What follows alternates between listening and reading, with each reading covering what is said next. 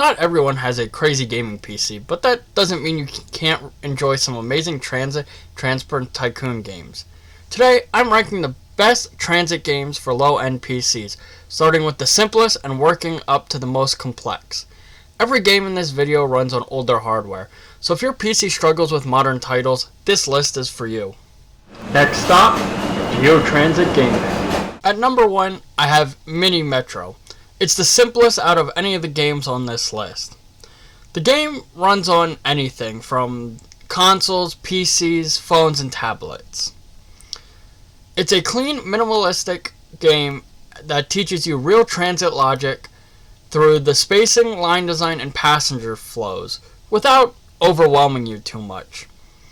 It's perfect for beginners because the only thing you're focusing on is drawing lines and keeping up with demand. It's easy to learn, hard to master, and yet it still gets updated even though it's old.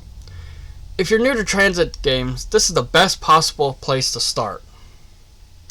Up next on my list at number 2 is Subway Builders, which takes things one step deeper. You're not just drawing lines, you're actually designing stations, curves, tunnels, and full underground systems. This game is super lightweight and it runs amazingly well even on older hardware.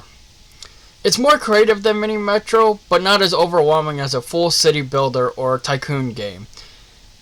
The only extra things you have to worry about are where your residents live and where the workers need to go. You also have to worry about system depth and height, as you don't want to use eminent domain to knock over buildings.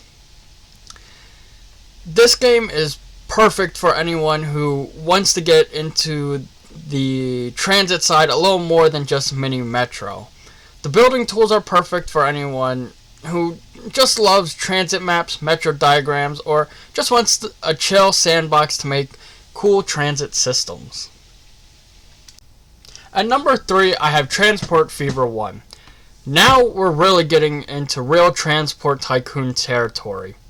This game is almost 10 years old, but it still holds up incredibly well today. And the best part, it runs far better on older PCs than Transport Fever 2. Here you're managing full transportation networks. We're talking trains, buses, trams, airplanes, ferries, and even cargo chains. The complexity definitely steps up, but if you're ever wanting to build a living transportation network that evolves over decades, this is where the game gets really fun. And because it's older, there are tons of mods and performance guides that make it smoother for low-end PCs. And finally, at the most complex end of this list, we have City Skylines 1. This is the biggest city building and transit simulator that still runs decently on low-end hardware, as long as you keep the graphics down and stay light on mods. The transit tools in this game are still unmatched for older machines. Buses, metros, trams, trains, ferries, all of this is customizable within the game.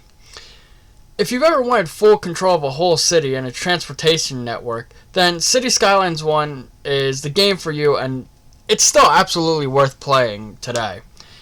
This game includes everything from managing your own transportation network to managing sewage, water, power, as well as things like healthcare, police, fire departments, education, all of this. And it makes it very complex on the end of the scale. And honestly, in a world where City Skylines 2 is extremely demanding, the original is a better choice for most older systems, and this game allows you to get into the series as it's not as complex as City Skylines 2. Well, there you have it. My list of top budget, low-end PC transportation tycoon games. If you want, I can make a full guide on any of these games. And I've also got a Subway Builders series already on the channel, as well as a nostalgia series on Transport Fever 1. Thanks for watching, and let me know which transit game you want ranked or reviewed next.